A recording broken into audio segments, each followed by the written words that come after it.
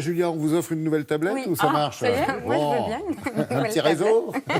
Je veux bien du réseau. Non, ça fonctionne. Alors, je voulais vous parler d'une sortie de territoire très compliquée. C'est celle de l'homme de Vitruve, de Léonard de Vinci. On en est encore Mais à oui, ça? Oh, alors c'est non. l'une des expositions, on le sait, la plus attendue de cette rentrée culturelle. Et Léonard de Vinci, il est au Louvre et c'est un véritable feuilleton. La justice italienne, on l'a appris jeudi matin, vient de suspendre l'autorisation de sortie de territoire de l'homme de Vitruve, célèbre dessin que vous voyez là, Son passeport n'est plus réalisé valable.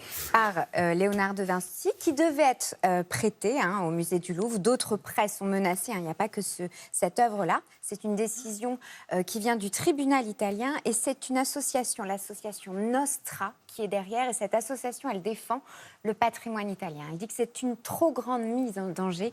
On ne peut pas tolérer que cette œuvre quitte le territoire, alors que ça fait partie d'un échange, je précise. C'est difficile à revendre quand même. Non, mais bien sûr, les Français sont tellement, peu quoi, précautionneux. voilà, exactement. Mais normalement, on est aussi censé, nous, dans quelques mois, proposer nos œuvres et les proposer à des musées italiens. Ça peut fonctionnait. échanger. C'était le Ah but. oui. Donc, le ministère de la Culture est très, très embêté parce que le deal avait été fait. Et puis, à côté de ça, on a quand même le précédent gouvernement italien.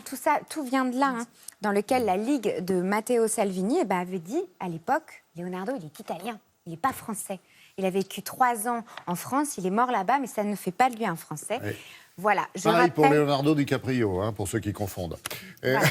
Je rappelle juste qu'il faut réserver sur Internet pour assister à cette exposition. On ne peut pas rentrer sans une réservation préalable et c'est déjà un énorme buzz. Merci beaucoup, Julia, de rappeler que le patrimoine culturel n'a pas de frontières. N'est-ce pas, monsieur, dame? Tout à fait. Nous sommes d'accord. Merci à vous, en tous les cas.